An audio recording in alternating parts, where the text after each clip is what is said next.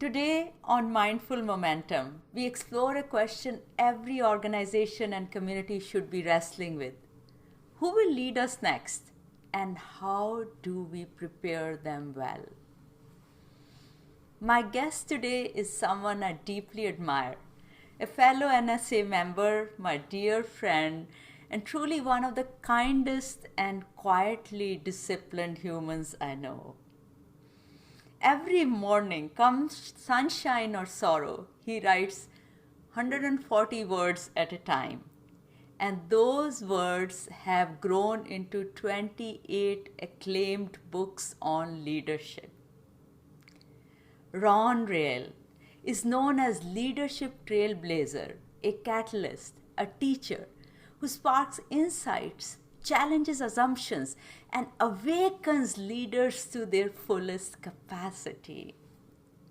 Over 4 decades, he has coached more than 14,000 leaders across United States and Canada, guiding them to become capable, competent, and confident.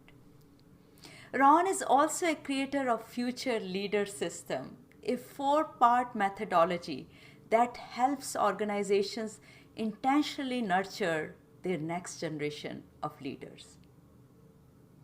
What I love about Ron is he never teaches leadership as a title. It's always an art, a craft, and a practice. And he brings humor, honesty, and deep care to every conversation. I had a chance to see that when he performed live at our local NSA chapter's recent conference. I was completely mesmerized as he brought a manager and an employee to life, switching between the two roles so seamlessly that the entire room was spellbound.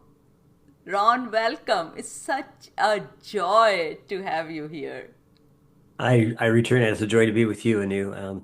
I appreciate that. It's always great talking with another leader expert, someone who is really on the cutting edge of leadership and looking at it in a different way that most leader experts do. Yeah, thank you, Ron.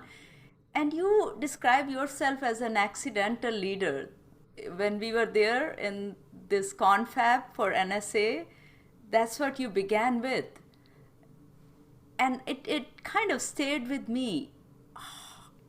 Why do you call yourself that? And how did leadership enter your life and shaped your desire to lead? It may sound surprising, but I sort of felt the need to understand leadership from the age of 11. I was living in a small town, and some very well-known people who ran a bank in the community and who everybody trusted decided for some reason to embezzle money. And it hurt a lot of people in the town. And I didn't know a lot, but it just seemed so strange because I knew who they were. And why would somebody who was in a position of power and authority decide to do that? And so I began to wonder about just that. And I didn't know what leadership was. I just knew that there were people that ran organizations. And so over the years, as I went through my teen years and young adult years, when somebody would say, we need a volunteer to do this, and I raised my hand, do we need a volunteer to do that? Raise your hand. And that was in school, that was in Boy Scouts, that was in my church, in organizations. And I didn't know what it was. I just had this desire to be the one to say, do that. And let me tell you, Anu, I crashed and burned a lot. I didn't know what I didn't know, and I just screwed up. But for some reason, that didn't stop me from doing it.